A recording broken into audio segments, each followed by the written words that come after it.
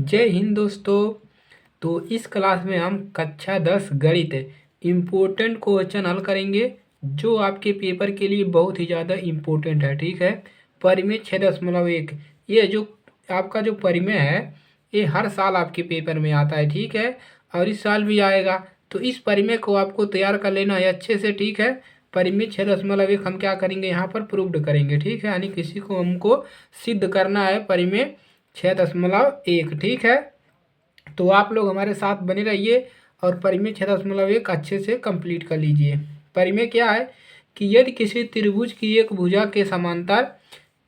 के समांतर अन्य दो भुजाओं के भिन्न भिन्न बिंदुओं पर प्रतिच्छेद करने के लिए एक रेखा खींची जाए तो ये अन्य दो भुजाएं एक ही अनुपात में विभाजित हो जाती हैं। यही है।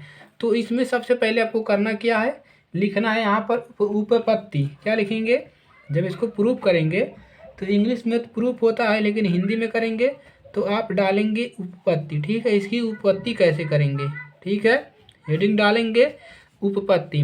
तो इसमें क्या लिखेंगे कि हमें क्या दिया गया, एक त्रिभुज दिया गया है। लिखेंगे हमें एक त्रिभुज दिया गया है।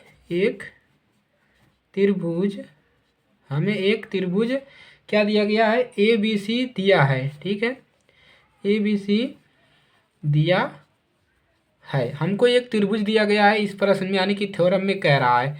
तो सबसे पहले क्या करेंगे हम, आपको यहाँ पर क्या करेंगे, हम एक त्रिभुज बना लेंगे। ठीक है, हमको दिया क्या है, एक त्रिभुज दिया है। चलिए त्रिभुज बना लेंगे, थोड़ा इसको लंबा कर देंगे। ठीक है, इस प्रकार से। ठीक है, तो ए बी सी हमको एक त्रिभुज दिया गया है। ठीक है, त्रिभुज बन गया। अब क्या करेंगे, अब जिसमें क्या कह रहा है कि एक भुजा के समांतर अन्य दो भुजाओं को भिन्न भिन्न बिंदुओं पर प्रतिच्छेद करती है। त्रिभुज की एक जो भुजा है वो क्या करती है, वो अन्य दो भुजाओं को भिन्न भिन्न बिंदुओं, यानी कि इन दोनों भुजाओं को भिन्न भिन्न बिंदुओं पर प्रतिच्छेद करती है। ठीक है, तो हम यहाँ से क्या लिखेंगे, जिसमें यहाँ पर लिखेंगे जिसमें भुजा जो भुजा है आपका बी सी, यानी कि भुजा जो बी सी है, बी सी भुजा समांतर खींची गई, बी सी भुजा समांतर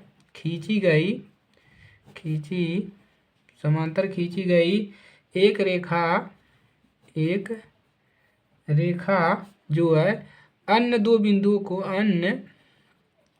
अन्य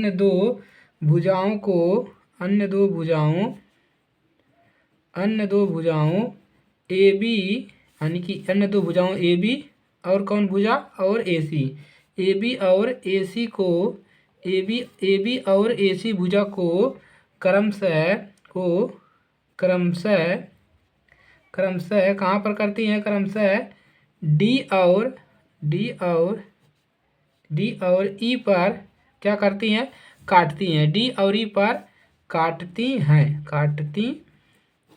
हैं, यानी कि जो बी सी के समांतर जो भुजा है ए बी और ए सी, इसको क्रमशः डी और ई पर काटती हैं, यानी कि डी और इसी के समांतर, यहाँ पर डी यहाँ पर ई, इसी पर क्या करती हैं, काटती हैं। ठीक है, इतना हो गया। अब हमको सिद्ध क्या करना है, चलिए दिखाते हैं, उसको भी लिखेंगे। ठीक है, तो आपको ये सब जो हेडिंग है इसको भी काले पेन से हेडिंग डालेंगे और इसको भी लिखेंगे काले पेन से, सिद्ध करना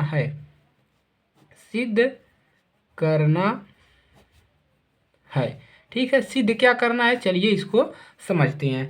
तो हमको सिद्ध करना है कि अन्य दो भुजाएं एक ही अनुपात में विभाजित करती हैं, यानी कि AD हमको AD बटा में DB, हमको AD बटा में DB क्या बराबर है, AE बटा में EC के, AE बटा में EC, यानी कि इतना बटा इतना बराबर इतना बटा इतना, हमको यही सिद्ध करना है। चलिए ठीक है, अब इसमें भी और कुछ लिखेंगे। चलिए आगे बढ़ते हैं, इतना आ गया क्लियर। चलिए अब क्या लिखेंगे कि B और E और C को D को मिलाएं। अब हम क्या करें, इसमें देखिए क्या लिखेंगे, इसमें लिखेंगे B और E को मिलाएं। अब हम क्या करेंगे, B और E, यहाँ पर E लिख लीजिए E। ठीक है, B और E को मिलाएं, यानी कि कह रहा है इसको और इसको मिलाइए, बी और ई को, इसको हमने मिला दिया, ठीक है। और सी और डी को मिलाएं, और किसको मिला दे, और सी तथा डी को मिलाएं, ठीक है। सी और डी को मिला दें, यानी कि सी को हमको डी से मिलाना है। चलिए मिला दिया, चलिए कोई बात नहीं है। अब क्या करेंगे, मिला दिया। अब डीएम एक क्या करेंगे, ए सी पर लंब डालेंगे, यानी कि इस ए और सी भुजा पे हम एक लंब डालेंगे। कौन सा लंब, डी एम है, यहाँ से ऐसे डी एम, यहाँ पर क्या है यम, यानी कि इस वाले लाइन, इस वाले भुजा पर हम डीएम क्या कर दें, लंब डाल दिया, ठीक है। यहाँ से तो लिखेंगे डीएम हमने क्या कर दिया, लंब डाल दिया, किस भुजा पर, एसी भुजा पर। एवं एक और लंब डालिए। अब हम यहाँ पर लिख देंगे ई एन जो लंब हमने किस पर डाला, यहाँ पर ई है, एक ऐसे लंब डाल देंगे किस भुजा पे, यहाँ पर एन हो जाएगा। ई एन जो है लंब किस भुजा पे है, इस वाले भुजा पर, यहाँ से ए से बी तक। ए बी पर क्या है, ई एन जो है लंब है, ठीक है। हमने ए डाल दिया, हमने लंब डाल दिया, ई एन एक लंब, और डी एम लंब डाल दिया इस भुजा पे, और ई और एन लंब डाल दिया इस भुजा पे, भी भुजा पे, ठीक है। चलिए अब क्या लेंगे, अब त्रिभुज अब लेना है आपको ए डी ई, यानी कि ए डी ई, इस वाला त्रिभुज ए डी ई, ए वाला त्रिभुज ए डी ई का क्षेत्रफल निकालेंगे। ए डी ई का क्षेत्रफल, ए डी ई का क्षेत्रफल बराबर क्या मिलेगा, 1/2 आधार गुणे ऊंचाई, आधार गुणे ऊंचाई, ठीक है। आधार गुणे ऊंचाई ए मिलेगा।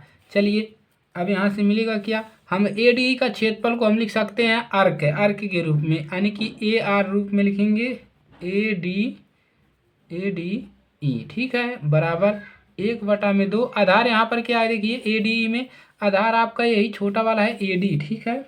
चलिए तो यहाँ पर लिखेंगे ए डी गुणे ऊंचाई क्या है आपका, ई एन, ऊंचाई देखिए ए डी ई में ऊंचाई जो आपका यही ऊंचाई है ई एन, ठीक है, हो गया।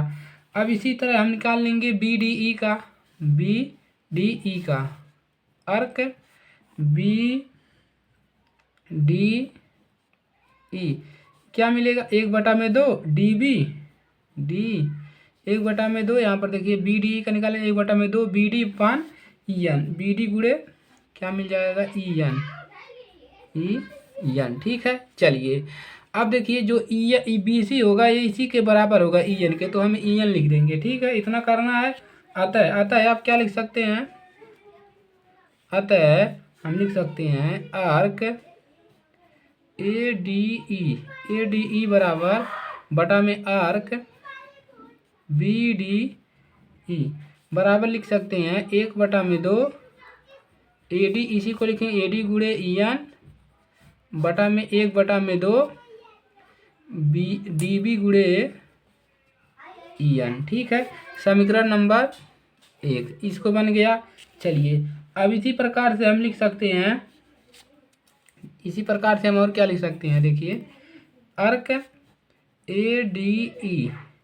अब हम बी डी ई को क्या लिख सकते हैं, हम बी डी ई को लिख सकते हैं डी ई सी, देखिए बी डी ई को लिख सकते हैं डी ई सी, ये लिख सकते हैं, ठीक है। चलिए तो हम यहाँ पर लिख देंगे डी अर्क डी ई सी, ये लिख सकते हैं, बराबर इधर वही रहेगा 1/2 ए डी को क्या लिख सकते हैं, देखिए ए डी को हम लिख सकते हैं ए ई, लिख सकते हैं ए ई गुणे हम ई एन को क्या लिख सकते हैं, हम ई एन को हम लिख सकते हैं क्या, ई एन को हम लिख सकते हैं डी एम, ठीक है।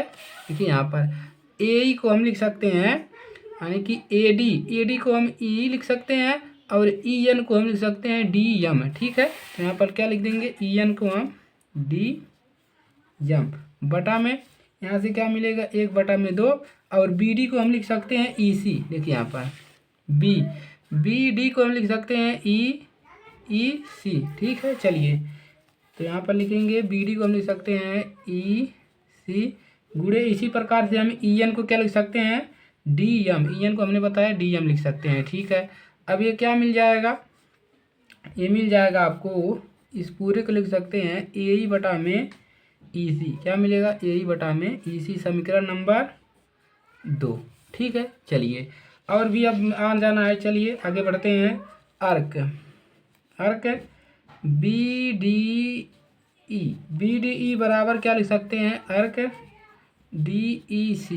देखिए बी डी ई बराबर डी ई सी, बी डी ई बराबर डी ई सी, यानी कि बी डी ई सी के बराबर हम लिख सकते हैं बी डी ई। ठीक है, चलिए तो ये हो गया समीकरण नंबर आपका 3।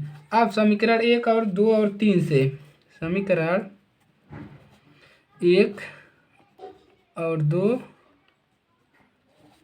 3 से हम यहाँ से लिख सकते हैं, क्या लिख सकते हैं कि ए डी जो है वो बराबर है डी बी के, और बराबर है ए ई बटा बराबर है किसके, ई सी के। हमको यही सिद्ध करना था। ठीक है, यही हमको सिद्ध करना था, हमारा सिद्ध हो गया। तो इसी प्रकार से आपको क्या कर लेना है, इसको अच्छे से तैयार कर लेना है। ठीक है, चलिए तो परिमेय से 6.1 कंप्लीट हुआ। इसी को आपको 2-3 बार 4 बार इसको लिख लेंगे तो आराम से तैयार हो जाएगा। ठीक है, कोई दिक्कत नहीं होगा। ठीक है, अगर आप इतना ही लिख लेते हैं तो भी आपको नंबर मिल जाएंगे। ठीक है, तो कोशिश करिएगा पूरा लिखने का। ठीक है, चलिए मिलेंगे नेक्स्ट क्लास में। चैनल पर नए हैं तो सब्सक्राइब कर लीजिएगा और अपने दोस्तों के पास शेयर कर दीजिएगा। ठीक है, मिलते हैं नेक्स्ट क्लास में किसी नए टॉपिक के साथ। तब तक के लिए जय हिंद, जय भारत।